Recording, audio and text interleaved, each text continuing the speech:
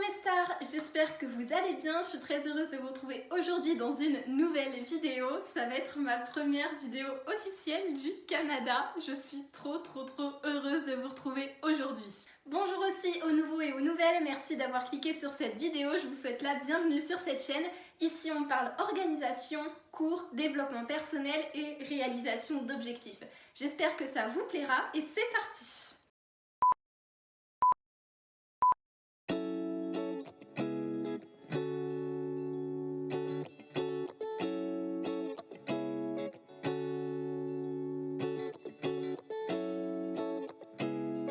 Alors déjà pour ceux qui n'ont pas suivi, moi c'est Lily, j'ai 18 ans, je suis en terminale et donc le bac approche à grands pas et surtout les études supérieures. J'ai choisi pour ma prochaine année de faire une prépa dans une école de commerce qui se situe à Montréal, donc au Canada, et qui s'appelle HEC Montréal. Aujourd'hui, je vais vous expliquer les démarches que j'ai fait, comment va se dérouler mon départ et aussi pourquoi est-ce que je pars. On va commencer par comment j'ai fait pour être acceptée là-bas. Alors déjà, comment j'ai découvert l'école? Et ben, il s'avère que je suis une TikTokeuse, de base j'avais découvert sur TikTok, une TikTokeuse de développement personnel qui fait aussi des vidéos YouTube, je sais pas si vous connaissez, c'est Erasme, enfin elle s'appelle Sarah. Et j'adorais cette fille et j'ai appris qu'elle vivait toute seule au Canada, donc j'ai commencé à m'intéresser un peu au Canada. À savoir que j'ai de la famille qui adore le Canada, qui est vraiment fan de Montréal. C'est genre leur ville préférée et du coup ça m'a toujours un petit peu titillée, j'ai toujours été intriguée. Et donc j'ai commencé à regarder des vidéos YouTube de gens qui allaient étudier au Canada. Et après je me suis dit mais ça a l'air tellement bien, ça se trouve il y a des écoles de commerce là-bas. J'ai fait mes petites recherches et j'ai découvert HEC Montréal, c'est une très bonne école et j'ai tout de suite voulu l'intégrer, je me suis tout de suite dit ok c'est mon truc, il faut que j'y aille. J'ai regardé plein de vidéos YouTube à ce sujet, j'ai même regardé leur chaîne à eux où j'ai vu l'établissement et tout, j'ai fait mais c'est trop bien. Et donc à partir de là, HEC Montréal est devenu mon plan A d'études supérieures. Donc j'ai fait toutes mes recherches sur leur site pour savoir tous les critères pour être admis. Et j'ai découvert en fait que je ne pouvais pas être admise tout de suite au bachelor que je veux faire, mais qu'il fallait une année préparatoire. Mais cette année préparatoire, il se trouve qu'ils la font directement dans l'établissement. Donc je me suis dit bah génial, et du coup j'ai regardé tous les critères qu'il fallait pour entrer dans cette année préparatoire. J'ai commencé à regarder mes bulletins, mes appréciations, voir si mes moyennes rentraient dans les critères. Je me suis dit que c'était pas si mal et que surtout mes commentaires des profs étaient encourageants pour les matières où j'avais un peu plus de mal, etc. Donc je me suis dit, j'ai un bon dossier, je l'envoie. J'ai donc envoyé mon dossier et là, il fallait attendre un petit peu. Les résultats arrivaient à partir de février, mais je les ai eus en janvier. Donc déjà, j'étais pas stressée à ce moment-là parce que je me suis dit, bah, c'est dans 1 mois et demi les résultats, jamais je l'aurai maintenant. J'ai le temps, j'ai pas besoin de stresser là, même si bon, ça restait un peu dans ma tête. Et là, j'ai eu les résultats. Alors, je n'ai pas filmé ma réaction à ce moment-là parce que c'était un moment que j'ai vécu avec ma mère et c'était vraiment genre notre moment à nous. Elle m'a toujours soutenue dans mes projets, vraiment, ma maman. Gros cœur sur toi, je t'aime très fort, même si elle regardera absolument jamais cette vidéo. Et donc on a découvert que j'étais admise, on a pleuré toutes les larmes de notre corps, d'accord, j'étais complètement desséchée et c'était la meilleure nouvelle de ma vie, je crois, tout simplement. D'ailleurs, ma plus grosse peur, c'était de ne pas être prise à cause de mon niveau en maths.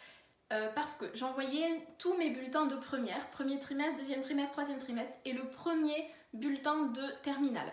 En première, j'étais relativement douée en maths, j'avais 15 au premier trimestre, 13,5 et 12,5. Mais au premier trimestre de première, j'ai eu 11,66. Mais là-bas, c'est comme aux États-Unis, nous en France, la moyenne c'est 10 sur 20, mais chez eux c'est 60%, ce qui correspond à 12 sur 20. Et vu que j'avais 11,66, je me suis dit, mais j'ai même pas la moyenne, jamais ils vont me prendre. Et je pense qu'en fait, ils ont simplement tenu compte qu'en France, on était noté comme ça, etc. Et que de toute façon, j'allais faire une année préparatoire pour rattraper un petit peu le niveau en maths notamment. Et donc du coup, j'ai été prise et j'étais trop contente. À partir de ce moment-là, il fallait lancer tous les papiers manquants. Quand je dis tous, c'est tous. En fait, il y a énormément de papiers, surtout des papiers d'immigration, parce que oui, quand on passe d'un pays à un autre, on est immigré. Et donc, il me fallait plein de papiers. Et donc, au lieu de me dire « Ouais, je suis admise, trop bien, je vais me reposer, YOLO », pas du tout. Je me suis lancée dans tous les papiers et toutes les démarches. Donc, pour tous ces papiers, j'ai commencé par le CAQ, Certificat d'acceptation du Québec. C'était le papier le plus important et un des plus longs, mais je l'ai reçu relativement rapidement aussi. En fait, il faut savoir que tous les papiers demandent du temps, mais je m'y suis prise à l'avance, j'ai été correcte dans mes démarches, et donc je l'ai eu en 1 mois, je crois. À partir de là, j'étais trop contente et je pouvais lancer mon permis d'études. Alors, pour le permis d'études, déjà, le CAQ est impératif quand on va étudier au Québec. Ah oui, pardon, le permis d'études. En fait, le CAQ, c'est le droit d'étudier au Québec et le permis d'études, c'est le droit d'étudier au Canada. Donc il faut les deux en fait, les deux sont complémentaires. Si vous n'allez pas étudier au Québec, vous n'avez pas besoin du CAQ, il faut juste le permis d'études. Et donc j'ai fait ce papier. Alors il me manquait un paramètre qui était les données biométriques. C'est littéralement les empreintes et aussi une photo de notre tête. Et pour ça, il n'y a que 2 centres en France, un à Paris, un à Lyon. Et j'étais pas très à l'aise avec Paris parce qu'il fallait prendre pas mal les transports en commun parce que mon train partait donc de Tours et allait jusqu'à Paris.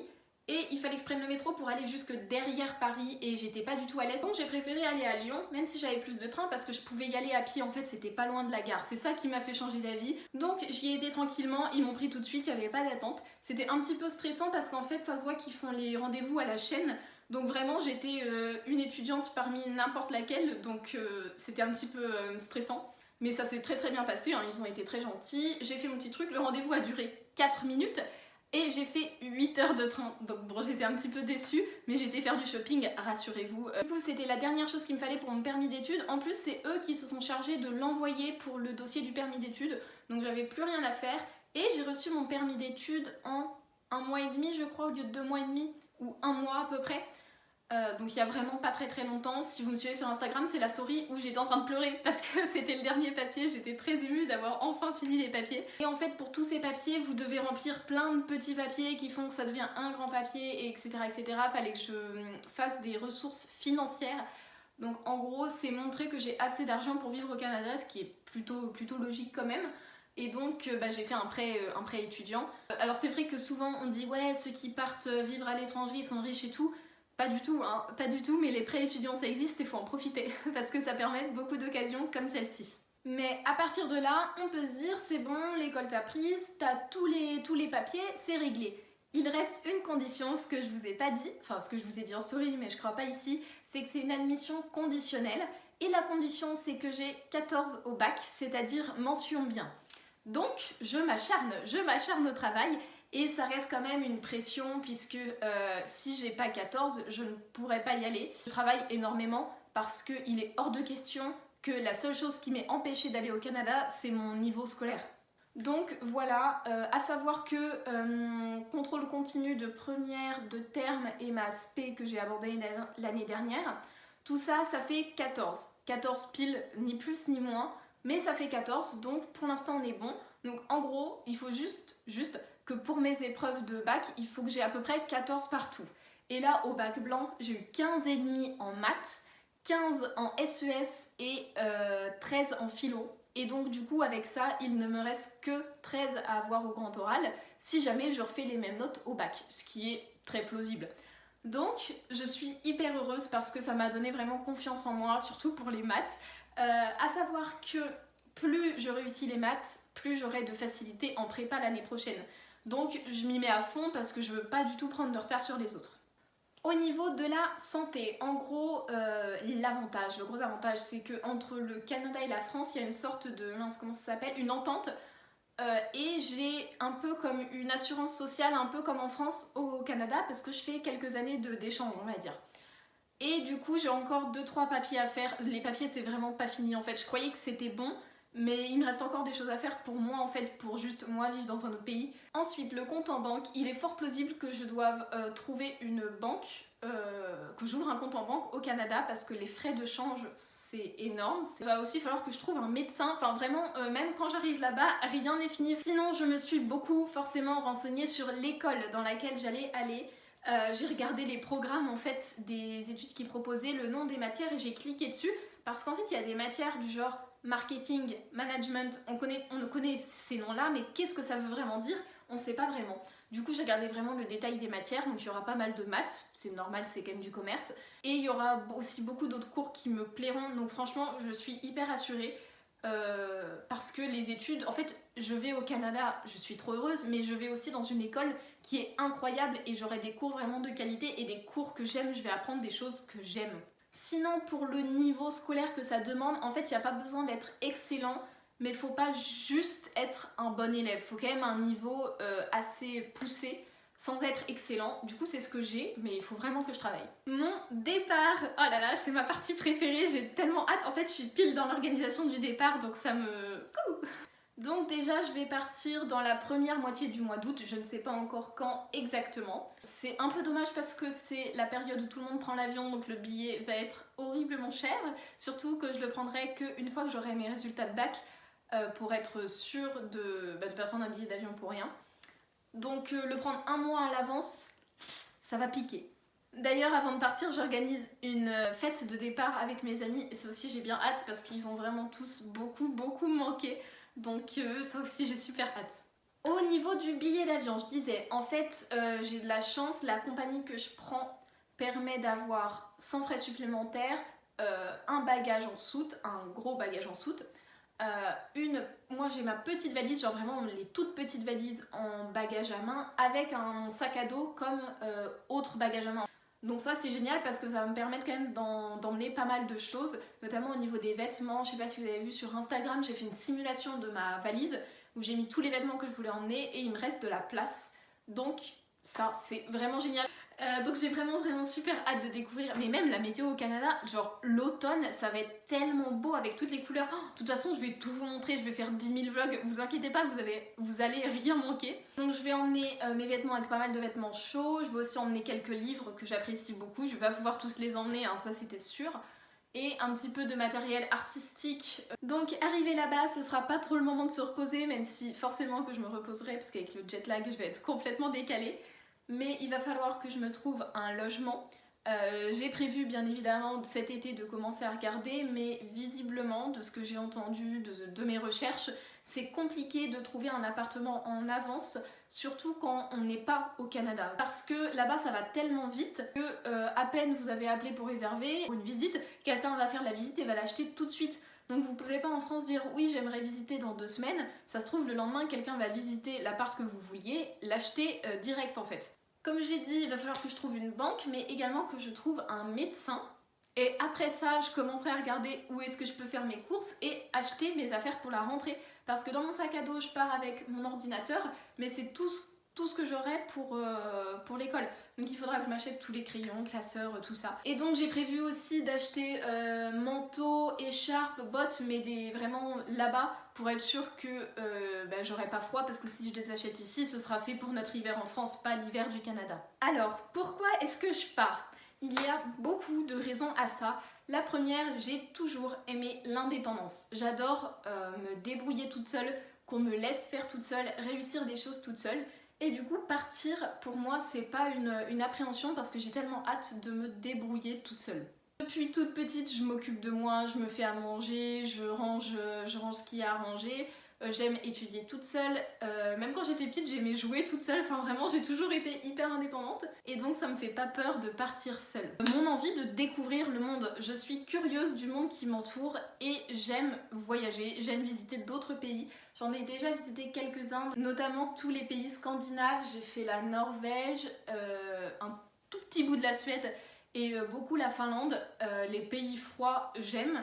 J'aime voir la neige, j'aime voir les animaux, donc je suis sûre que je vais me plaire là-bas. Et je suis curieuse, vraiment, je suis curieuse de découvrir aussi la ville, parce que moi j'ai toujours vécu en campagne et que je n'en peux plus.